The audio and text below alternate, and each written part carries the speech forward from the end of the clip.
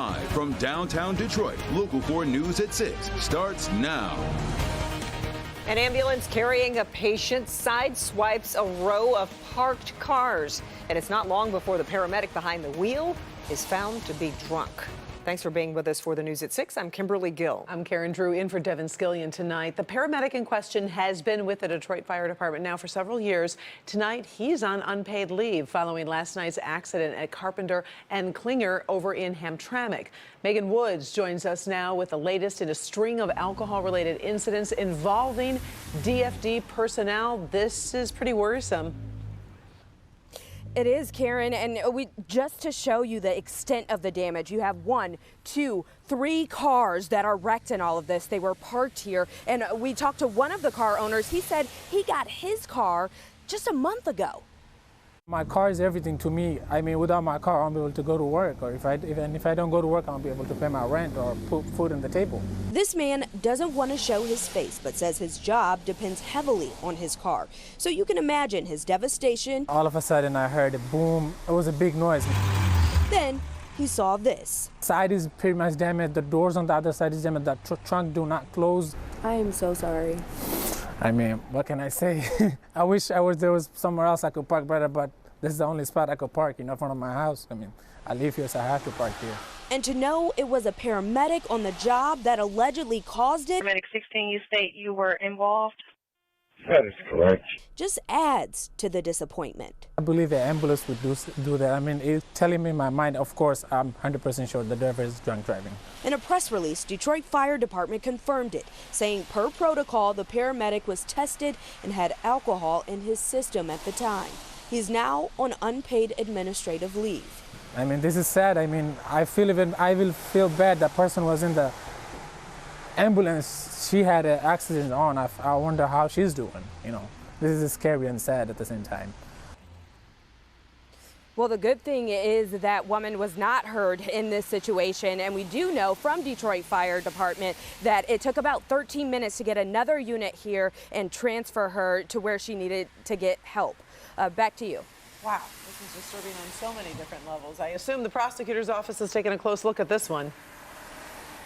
Well, that's the thing. We had questions about, is this paramedic going to be facing criminal charges? We went to Hamtramck Police, asked them in person. They don't want to comment on it quite yet. They're still reviewing the facts. So we have to wait and see how that works. But Detroit Fire did say in the 6 years this paramedic has been part of their department that they have had no previous accidents. They've had no previous alcohol situations. So again, we have to see where how this investigation turns out. All right, well, we know you'll stay on top of it. We appreciate it. Thank you, Megan.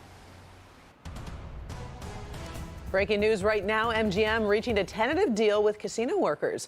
Details of that agreement won't be released until after tomorrow's ratification vote, but we do know negotiators reached that deal late last night. As you may recall, workers at the other 2 Detroit casinos ended their strike back on November 19th.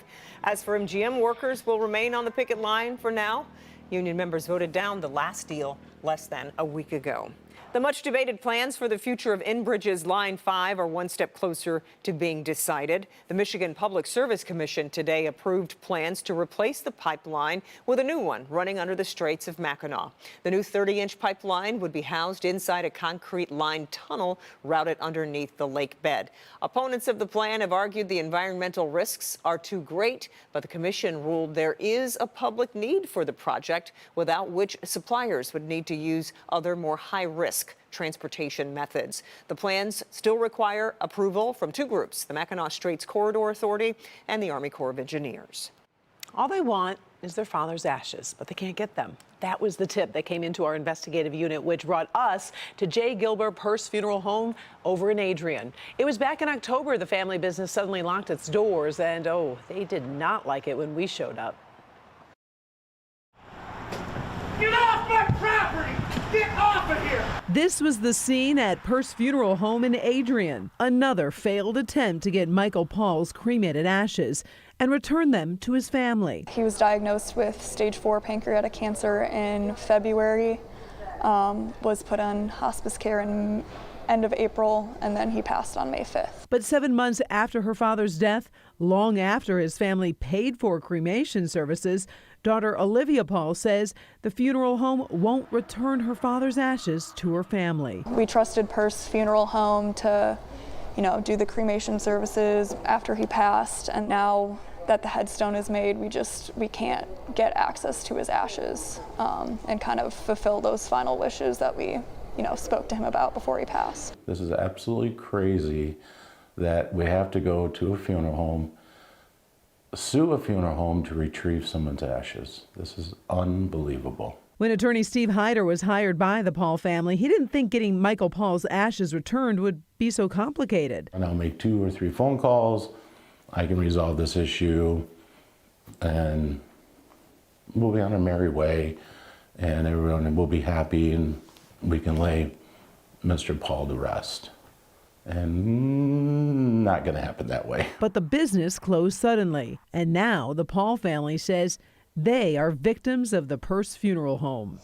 The longer this drags out, the longer it could be for them to be misplaced, the more likely it could be for them to be misplaced. That's my biggest fear, is that something will happen and we won't ever be able to find his remains.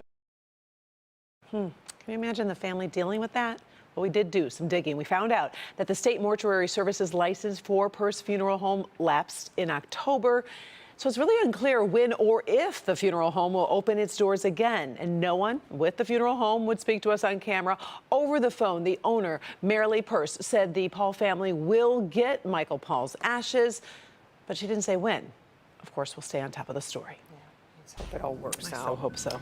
All right, let's get you caught up on your forecast as we take a live look outside at a beautiful campus, Marcius. Don't get tired of right? Of it's this so pretty. The shot, exactly. Let's get over to Ron Hilliard and our forecast, Ron. It's a little wet out there right now. We are seeing Campus Marshall's right there, a different vantage point from above, and the Christmas tree. We are seeing those temperatures still on the milder side right now, coming in at 43 degrees in Detroit, 41 for Ann Arbor and Port Huron, just a little bit warmer.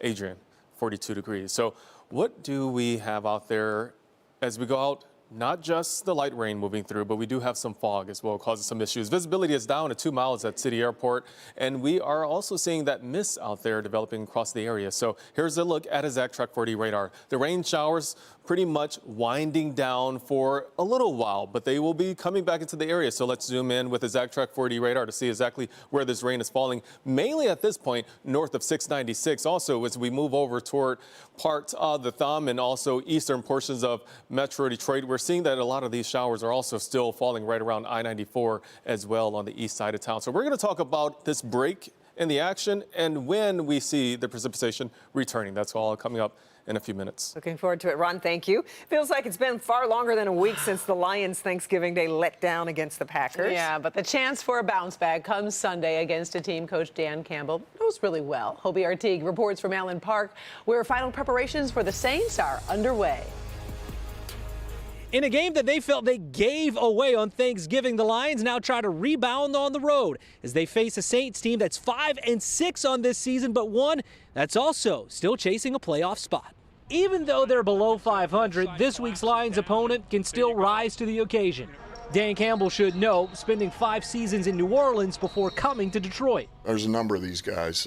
They got weapons now. They can definitely create problems if we're not dialed in and executing our jobs. The Saints have talent across the board, including do-it-all running back Alvin Kamara. But the Lions also have a player in the same mold in Jahmyr Gibbs. How much Alvin Kamara film did you watch growing up? A lot. Gibbs' ability to move with the ball mirrors that of a guy he looked up to. Now, on a level playing field come Sunday. Some stuff he does better, some stuff I think I do better. Still your first year, too. Yeah, of course. And, I still got a lot to learn. I still watch him, a lot. So it's going to be cool to play against him and watch him play on the field. And it's a parallel between players Campbell noticed when scouting the Lions' rookie running back. Inside zone runner, outside zone perimeter runner, but then the things out of the backfield, there were similarities, and Gibbs is doing a good job, but he's got a long way to go, before you get to that. But we certainly like where Gibbs is at. A ways to go as Gibbs takes his next step in New Orleans, as the elusive runner hopes to emerge even more late in the year. Games, it's becoming slower to me. Earlier in the year it was like so fast. but it slowed down for me a lot. So yeah, halfway through the season, I feel good right now. In Allen Park, Hobie Artigue, Local 4. Right, Hobie, thank you. DTE customers will see a rate increase on future bills, but the Michigan Public Service Commission says it didn't give the utility everything it wanted. Today, the state agency approved a $368 million increase for customers. DTE was seeking $622 million. It said the increase was needed for infrastructure investments to boost reliability and to speed up clean energy plans. A typical customer who uses 500 kilowatt hours of electricity per month will see an increase of about $6.51 a month. New rates take place December 15th.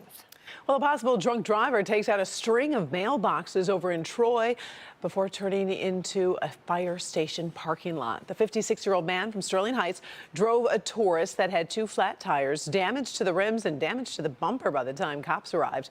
The man failed a handful of field sobriety tests and a breath test. He was ticketed for operating a vehicle while intoxicated.